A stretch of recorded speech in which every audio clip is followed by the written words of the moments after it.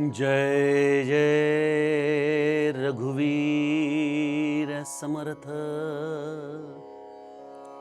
खरे शोधिता शोधिता शोधता है,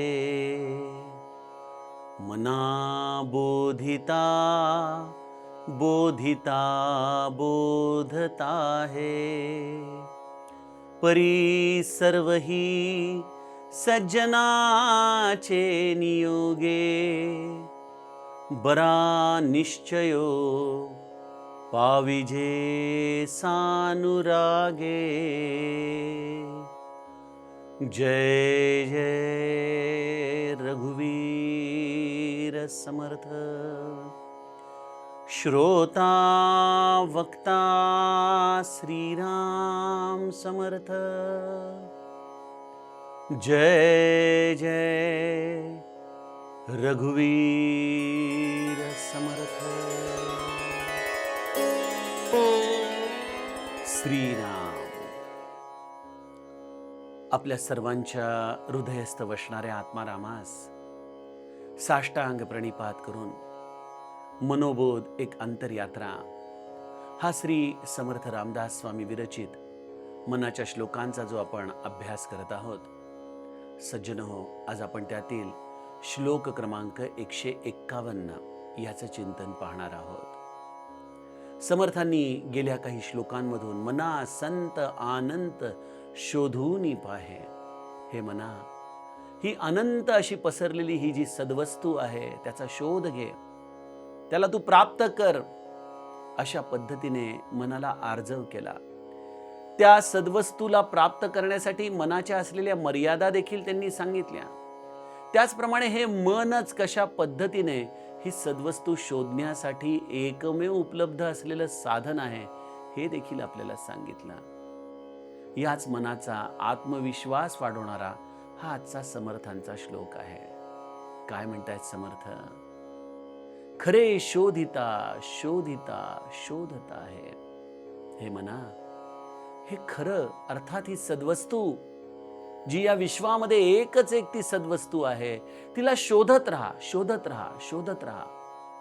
शोधता शोधता ती सद्वस्तू हे मना तुला प्राप्त होईल। खरे शोधिता शोधिता शोधता है, आणि मना बोधिता बोधिता बोधता है। मनाला सारखा तो बोध देत राहा त्या आत्मवस्तूचा, सांगत राहा। असा बोध देता देता ते मन एका टप्प्यावरती त्या आत्मवस्तूचा साक्षात्कार करून घेतं। परंतु समर्थ त्याला एक अट जोडतात, परी सर्वही सज्जनाचे नियोगे। पण हे मन कधी खरं शोधेल?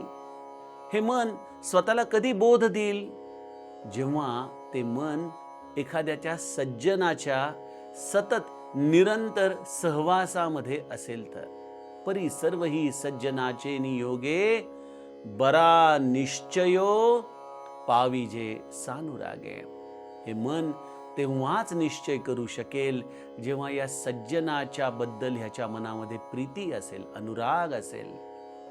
अशा या सज्जनाच्या अनुरागाने, त्याच्या प्रेमाने हे मन ती सद्वस्तू शोधून घेतं, त्याला प्राप्त करतं। खरोखर समर्थांनी आत्मसाक्षात्काराचा मार्ग आम्हा साध्या मंडळींसाठी किती सुलभ करून टाकलेला आहे, किती सुलभ। सज्जनो, आम्हा सामान्यांचं सगळंच काही सामान्य असतं। श्री महाराज म्हणायचे मध्यम वर्गाचं सगळंच काही मध्यम, त्यांची धारणा मध्यम, त्यांचा विचार मध्यम। त्यांना एखादी गोष्ट करायला घेतली आणि थोडा जरी विरोध त्या गोष्टीला व्हायला लागला की लगेच ते त्या गोष्टीला सोडून देतात। मला बऱ्याचदा परमार्थाच्या क्षेत्रामध्ये मी तरुण मुलांना या पद्धतीने बोलायला लागलो की जरा फटकारतो। काय होतं, कित्येक मंडळी परमार्थामध्ये येऊन संघर्ष किंवा विरोध या गोष्टीला आपल्या जीवनामध्ये एक्सेप्टच करायला तयार होत नाहीत। संघर्षाशिवाय जीवन आहे का? कुठलीही गोष्ट प्राप्त करायची म्हणजे तुमच्यामध्ये विजिगीषू वृत्ती पाहिजे। बघा, माझ्या रामाला देखील लंका जिंकायला सेतू बांधावा लागला। तो जर म्हणाला अरे बापरे, आता हा समुद्र कधी पार करणार मी, तर त्याला देखील लंकेमध्ये पोहोचता आलं असतं का, हा खरा प्रश्नच आहे. जरी तो भ्रुकुटी विलासावरती ब्रह्मांड इकडचं तिकडचं करणारा असला तरी देखील हा रामराया या सेतू बंधनासाठी किती कष्ट घेतो. अहो इतकंच नाही, रावणाला मारण्यासाठी देखील या रामाने किती दिवस युद्ध केलेलं आहे. अशा या सगळ्या रामचरित्रामधून आपल्याला लक्षात येतं की परिश्रमांशिवाय मनुष्याला यश मिळू शकत नाही. पण मग आजच्या काळामध्ये अनेक परमार्थामध्ये आलेली तरुण मुलं किंवा मध्यम वयाची लोक थोडा जरी संघर्ष जीवनामध्ये होऊ लागला की लगेच माझ्याकडे म्हणतात, बहुतेक महाराजांची तशी इच्छा नाही आहे. महाराजांची इच्छा ही गोष्ट आपण आपल्या सगळ्या दृष्टीने प्रयत्न करून झाल्यानंतर या गोष्टीचं विधान करावं. पहिल्यांदा मनुष्याने प्रयत्नावरती जोर द्यावा. आधी केलेची पाहिजे हे समर्थ म्हणतात. केल्याने होत आहे रे. आपण करायला जात नाही आणि न करताच आपण प्रत्येक गोष्टीला प्राप्त करण्याचा विचार करतो. आपल्याला असं वाटतं की असेल हरी तर देईल खाटल्यावरी. त्याचप्रमाणे या मनाला देखील या भगवत वस्तूला, या सद्वस्तूला प्राप्त करण्यासाठी कुठेही कष्ट घ्यायची तयारी नाहीये. किंबहुना आम्हाला आमच्या कम्फर्ट झोनमधूनच बाहेर पडायचं नाहीये. मग आम्ही काय करतो? शास्त्रांच्या ढाली वापरतो. शास्त्र काय म्हणतं? ही सद्वस्तू इंद्रियातीत आहे, म्हणजे इंद्रियांच्या पलीकडे आहे. मग मन या वस्तूला शोधू शकत नाही हे स्पष्ट दिसतं. मग त्या मनाला शोधता येत नाहीये हे म्हटल्या क्षणी आपण लगेच मान्यता देतो की हे मन काही केल्या भगवंतापर्यंत जाऊ शकत नाही. जरी संतांनी सांगितलं की अरे आम्ही केलंय, आम्हाला प्राप्त झालंय, तरी ते मन आमच्या बाबतीमध्ये हे शक्य नाही, ही एक प्रकारे दुराग्रहच करून ठेवतो. बघा, काहीही झालं तरी आम्हाला या मनाच्या द्वारे भगवंताची प्राप्ती करण्यासाठी या मनाला जे कष्ट घ्यायचे आहेत ते कष्ट घेण्याचीच मनाची तयारी नसते. म्हणून समर्थ या मनाला पहिल्यांदा सांगतात, अरे मना, खरे शोधिता शोधिता शोधता आहे. मना, तू जर एकदा ठरवलंस ना, निश्चय केलास ना, कारण की तुझ्या निश्चयामध्ये खूप ताकद आहे, दृढता आहे. बघा, आपण लहानपणीपासून ती हिरकणीची गोष्ट ऐकत आलोय. बाजारामध्ये आलेली हिरकणी, संध्याकाळ झाली आणि गडाचे दरवाजे लागले गेले, त्यामुळे तिला बाहेर पडता येईना आणि हिरकणीचा सगळा जीव त्या लहान मुलामध्ये होता. रायगडावरून त्या हिरकणीने त्या अत्यंत विचित्र अशा सुळक्यावरून खाली त्या मुलाच्या अपेक्षेने उतराई केली आणि ती उतरण जेव्हा छत्रपतींच्या लक्षात आली तेव्हा त्या टोकाला हिरकणी टोक असं नाव देण्यात आलं. म्हणजे एक आई आपल्या लेकराच्या साठी केवढं मोठं धाडस करून गेली, केवढी मोठी तिने या छत्रपतींच्या राज्यामध्ये नावलौकिक मिळवला. हे सगळं कशाने होतं? मनुष्यामध्ये दृढता असेल, निश्चय असेल तर ते होतं. पण आमचं मन बाकी ठीक आहे, लौकिक गोष्टींच्या बाबत थोडाफार तरी निश्चय करतो, पण या मनाला काहीही जरी केलं तरी परमार्थाच्या विषयी मात्र निश्चय करता येत नाही. अनेक लोक गोंदवल्याला येतात, महाराजांच्या प्रवचनामध्ये, सत्संगामध्ये, तिथल्या सात्विक वातावरणामध्ये राहतात, जप करतात आणि मग ठरवतात की आता घरी गेल्यानंतर हे असंच शेड्यूल ठेवायचं, असाच जप करायचा. पण गंमत अशी होते की 2-3 दिवस पण हा निश्चय आपला टिकत नाही. लगेच डळमळीत होतो आपण, लगेच आपला हा निश्चय ढासळून पडतो. का बरं असं? कारण एकच आहे. आपण काही श्लोकांच्या पूर्वी बघितलंच होतं की हा निश्चय कधीच आपल्या आतमध्ये दृढतेने राहत नाही. कारण सुखानंद आनंद भेदे बुडाला, मनी निश्चयो सर्व खेदे उडाला. आम्ही या अशा परमार्थपर वस्तूचा दृढ निश्चय करू शकत नाही, साधनेचा दृढ निश्चय करू शकत नाही. आणि इथं तर या खऱ्या वस्तूचा शोध घ्यायचा, या सद्वस्तूचा शोध घ्यायचा आहे. इथं तर फार मोठी अडचण आहे मनाला. कारण मनाला जड वस्तूच्या बरोबर चिकटणं अत्यंत सोपं आहे, कारण या जड वस्तूला गुणधर्म आहेत, मनाला ते आवडतं. पण सूक्ष्म वस्तू ही गुणातीत आहे आणि सूक्ष्म वस्तूला शोधताना सगळ्यात मोठी अडचण सांगू का काय?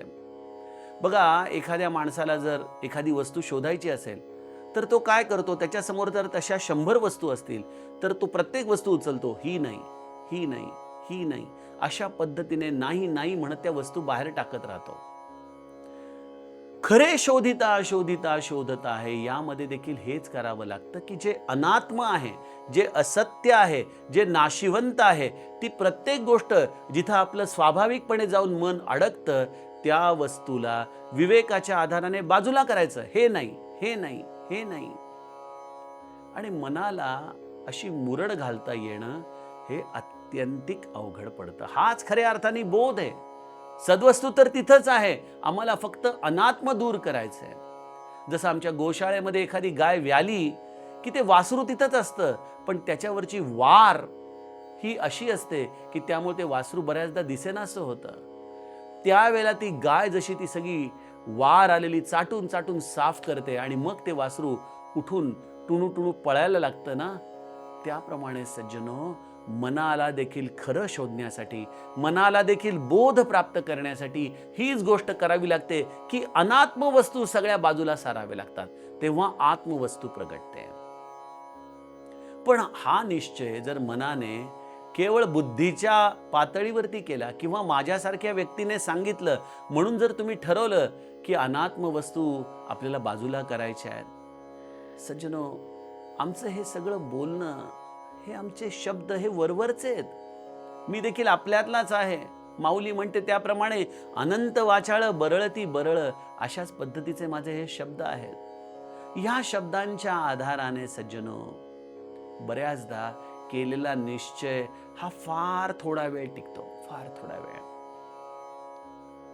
पण जो संत आहे, जो सद्गुरू आहे, त्याच्या पायाशी जेव्हा आपण बसून राहतो ना, त्याच्या आचरणाकडे जेव्हा आपण बघतो ना, जेव्हा त्याच्या वचनांवरती आपलं लक्ष केंद्रित होतं, त्यावेळेला हा सद्गुरू अनात्माच्या असलेल्या गोंधळामध्ये देखील कसं आत्मवस्तूला धरून राहतो, ही कला शिकण्यासारखी आहे.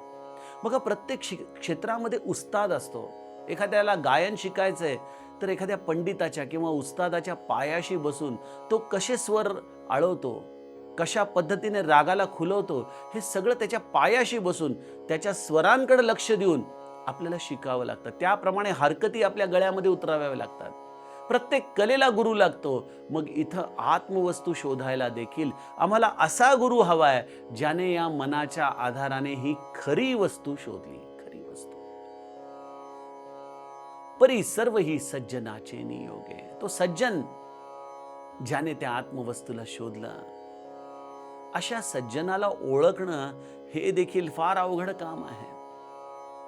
तो सज्जन देहामध्ये असताना आम्ही देहधारी मंडळी त्या सज्जनाने त्या आत्मवस्तूला ओळखलं आहे की नाही, याचं काय बरं खूणगाठ ठेवणार? त्याचं काही सर्टिफिकेट असतं का इतर डिग्रींप्रमाणे की यांना आत्मज्ञान झालेलं आहे, असं काही भगवंत सर्टिफिकेट देतो का?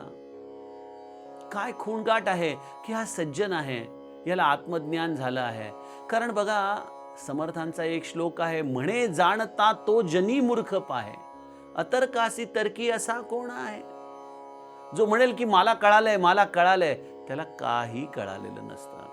कारण ही गुणातीत वस्तू शब्दाच्या आधाराने मला कळाली, हे बोलणारा हा एक प्रकारे बद्धच असतो. अर्थात इथं आपण साक्षात्कारी मंडळींना बाजूला ठेवलं पाहिजे, कारण की प्रत्येक रूलला काही अपवाद असू शकतात. जसं रामकृष्ण परमहंसांना नरेंद्रने विचारलं की आपण भगवंताला पाहिलं आहे का, तेव्हा ते म्हणाले की तुला मी जितक्या जवळून पाहतो नरेंद्र, त्याही पेक्षा जवळून मी भगवंताला पाहिलं आहे. त्यामुळं अपवादात्मक गोष्टी बाजूला ठेवूया. साक्षात्कारी संतांची ही गोष्ट नाही, ही तर आजच्या काळातल्या तथाकथित गुरूंच्या संदर्भाने मी हे वाक्य सांगतोय की जो मुखाने म्हणेल, म्हणे जाणता तो जनी मूर्ख पाहे. मग अशा पद्धतीने सज्जन ज्याने या सद्वस्तूला ओळखलंय, ज्याने ही खरी गोष्ट आपल्या अंतरंगामध्ये जाणली आहे, त्याला आपण कसं ओळखायचं, हा खरा प्रश्न आहे. मला यामध्ये एकच खूणगाठ गुरुकृपेने वाटते, आणि ती खूणगाठ म्हणजे ज्याच्या सहवासात बसले असता काहीही तो बोलत नाहीये, तो कदाचित आपल्याकडे बघतही नाहीये, पण केवळ त्याचं दर्शन, दर्शन सोडा, केवळ त्या व्यक्तीचं स्मरण त्याचा आवाज एवढं जरी कानावरती पडलं ना, तरी आतमध्ये हृदयात जर एक शीतलतेचा अनुभव येत असेल, एक समाधानाचा अनुभव येत असेल. समाधान हे खऱ्या अर्थाने सज्जनाचं लक्षण आहे बघा. ज्याच्या स्मरणाने, ज्याच्या निकट बसण्याने, ज्याच्या स्पर्शाने, ज्याच्या एका दृष्टिक्षेपाने अंतरंगामध्ये समाधानाची निर्मिती होते, ते समाधान हेच सज्जनाची खूण आहे. परी सर्व ही सज्जनाचे नियोगे. आणि मग अशा सज्जनाला बरा निश्चयो पाविजे सानुरागे. समर्थ म्हणतात, अशा सज्जनाला आपण घट्ट धरून राहावं, त्याचा व्यवहार बघावा, त्याचं चरित्र गावं, त्याने सांगितलेलं साधन करावं. कारण हा सगळा त्याचा स्वानुभूतीचा प्रांत आहे. तो त्याच मार्गाने आलेला आहे आयुष्यामध्ये. श्री महाराज म्हणायचे, मी आयुष्यभर समाधानाचा शोध लावला आणि ते समाधान मला भगवंताच्या नामामध्ये सापडलं. बघा, श्री महाराजांनी आपलं हे सगळं तत्वज्ञान जणू काही या संशोधनाच्या रूपाने आमच्या समोर ठेवलं. मग आपण काय करावं? त्या श्री महाराजांना आपल्या हृदयामध्ये घट्ट धरावं. आपण एखाद्या व्यक्तीला हृदयात कधी घट्ट धरतो? जिथं आपलं स्वाभाविकपणे प्रेम असतं. गुरु हा खऱ्या अर्थाने प्रेम करण्यासाठी अत्यंत उपयुक्त असं तत्व आहे. गुरुचं आपण रूप डोळ्यासमोर आणावं. काय सुंदर रूप आहे, सात्विक रूप आहे. सुंदर डोळे, जीवणी, ते अतिशय सुंदर चाफेकळी नाक, तो गौरवर्ण, ती डोळ्यामध्ये असलेली आश्वासकता, गळ्यामध्ये असलेल्या तुळशीच्या माळा, ती सुंदर कफनी, त्या पादुका, आपल्या श्री महाराजांचं, आपल्या सद्गुरूचं ते रूप आपल्या डोळ्यासमोर आणावं. त्या रूपावरती आपण प्रेम करावं. आपल्या गुरुच्या समाधीचं दर्शन घ्यावं, त्या समाधीचा नित्य आठव ठेवावा, आपल्या गुरुच्या वचनांचा आठव ठेवावा, आपल्या गुरुला आवडणाऱ्या ग्रंथाचा आपण आठव ठेवावा, गुरुने स्पर्श केलेल्या वस्तूंचा आपण आठव ठेवावा. गुरुचं धाम आपण आपल्या हृदयामध्ये आणावं, गुरुचं चरित्र आठवावं, गुरुच्या चरित्रातले वेगवेगळे प्रसंग आपण आपल्या हृदयामध्ये जाणावेत. आणि हे सगळं करत करत आपण आपलं मन गुरुने, गुरुच्या स्मृतीने, गुरुच्या रूपाने आणि या सगळ्या वेगवेगळ्या ॲस्पेक्ट्सने भरून टाकावं. हे प्रेमाचं लक्षण आहे सज्जनो. प्रेमात राम रमतो, प्रेमाला मोल ना जगा माझी, हाची सुबोध गुरूंचा, गुरुरायाला तहान प्रेमाची. गुरुराय देखील रामाप्रमाणेच प्रेमात रमणार आहे. त्याला देखील तुमच्याकडून काहीही इतर नकोय, फक्त हवंय त्याला निरतिशय प्रेम, निरपेक्ष प्रेम. जीवन हे प्रारब्धाच्या अधीन आहे. ते प्रारब्ध कसंही असलं तरी तुझी आणि माझी प्रीती काही वेगळीच आहे प्रभो. या भूमिकेमध्ये जो आपल्या गुरुरायाला नित्य आळवत राहतो, जो त्याच्या प्रेमाचा अत्यंत चाहता आहे, ज्याला आपल्या गुरुनी सांगितलेलं तत्वज्ञान, त्याची वचनं ही सर्वस्व वाटतात, अत्यंत प्राणप्रिय वाटतात, अशा गुरुवरती प्रेम करण्याच्या कलेमध्ये मनाला देखील आपोआपपणे उमगून जातं की हीच ती सद्वस्तू आहे, हाच तो दृढ निश्चय आहे, हाच तो सानुरागाने प्राप्त होणारा प्रांत आहे. असं सज्जनो, हे प्रेमाचं गणित आपण आपल्या हृदयाला, मनाला गुरुप्रेमाने व्यापून आपल्याच हृदयामध्ये अनुभवावं, हे समर्थांचं सांगणं. यातील पुढील श्लोकाचं चिंतन आपण आता उद्याच्या सत्रामध्ये करूया. जानकी जीवन स्मरण. जय जय राम. जय राम.